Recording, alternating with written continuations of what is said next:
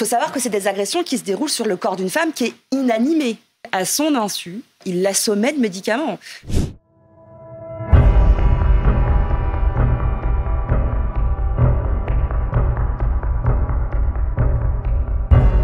Ce sont majoritairement des médicaments qui sont issus de l'armoire à pharmacie familiale, qui sont détournés de leur propriété de base. Ce sont des médicaments comme des antihistaminiques, des anxiolytiques, des somnifères, pour la bonne et simple raison que ces médicaments, administrés à forte dose, même et potentiellement aussi avec de l'alcool, ça potentialise les effets de ces médicaments et ça sédate la personne.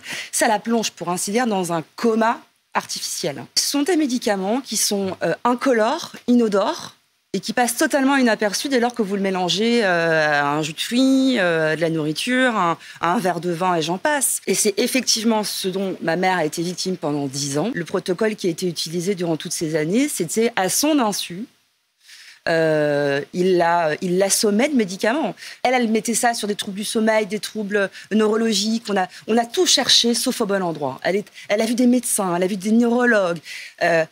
Le corps médical n'a pas su détecter le problème. Ça a duré à peu près 10 ans. Il est interpellé dans un supermarché en train de filmer sous les joupes de 3 femmes. Ces femmes vont heureusement aller porter plainte, ce qui veut dire qu'il va être interpellé. Et au moment de son interpellation, ils vont saisir son téléphone portable et en regardant, en exploitant le téléphone portable, ils vont découvrir des images d'horreur.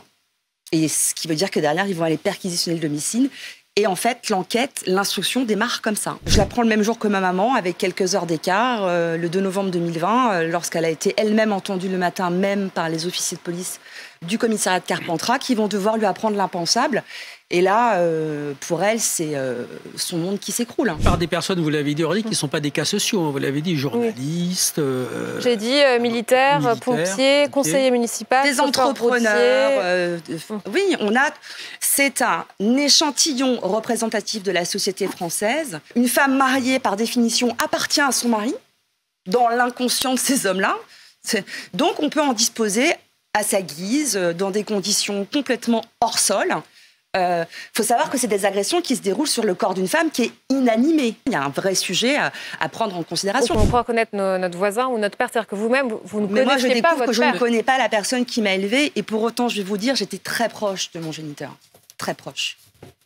Voilà, on était une famille unie, on passait aux yeux de tous pour une famille exemplaire. Voilà. Ma mère, elle a manqué plein de fois d'avoir des accidents de la route, sous l'effet secondaire encore des médicaments. Et quand j'ai découvert que ce qu'avait vécu ma mère, en réalité, c'était pas un cas isolé, et que c'est pas juste un fait divers, et que derrière, c'est des centaines et des centaines de femmes et d'enfants qui sont concernés par ce type de protocole complètement sordide, je me dis, mais c'est un enjeu de santé publique dont les pouvoirs publics doivent se saisir. Et je reçois des témoignages de femmes par dizaines, voire par cinquantaines.